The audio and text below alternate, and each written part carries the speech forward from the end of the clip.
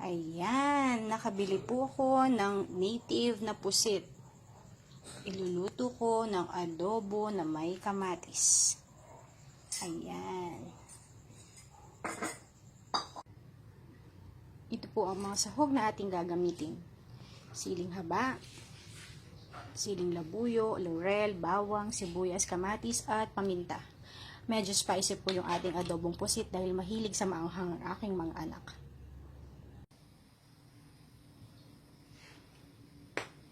Lutuin na po natin ang ating adobong pusit.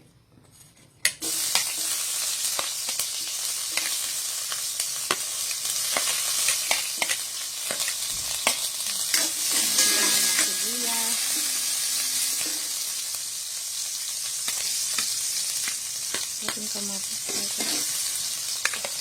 bawang,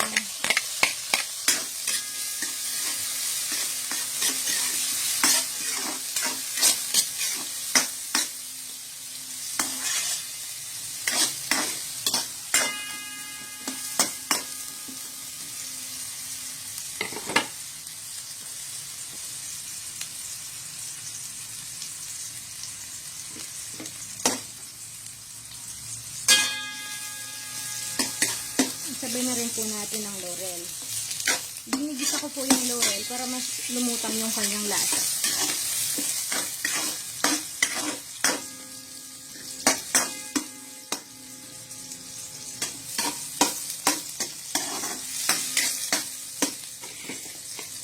Kamatis.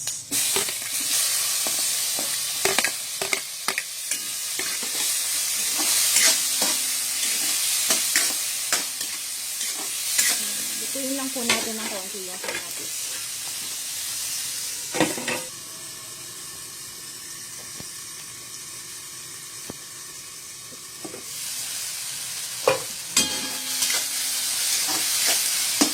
Lagay na po natin yung ating pusit.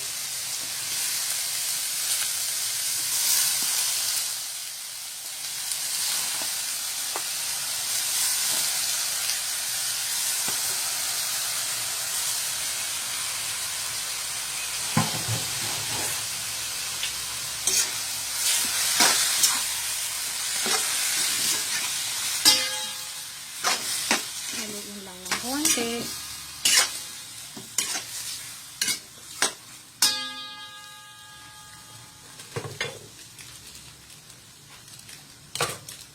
Timplahan ng paminta.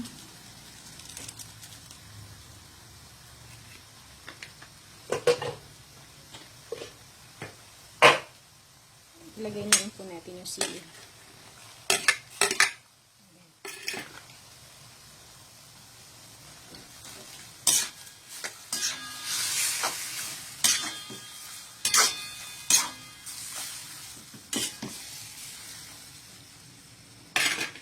Isasabay ko na ang soy sauce.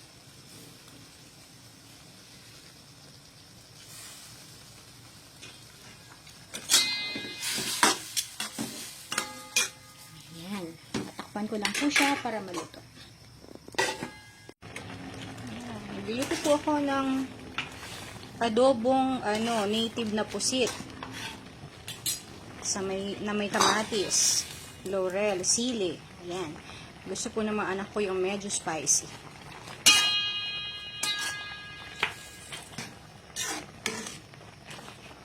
Tuyuin lang po natin siya ng konti.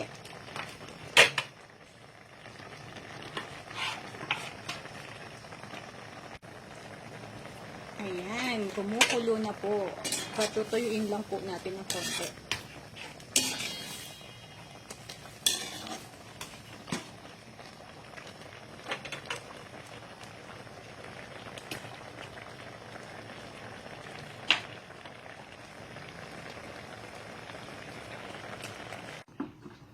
Ito na po ang ating finished product ng adobong pusit sa kamatis.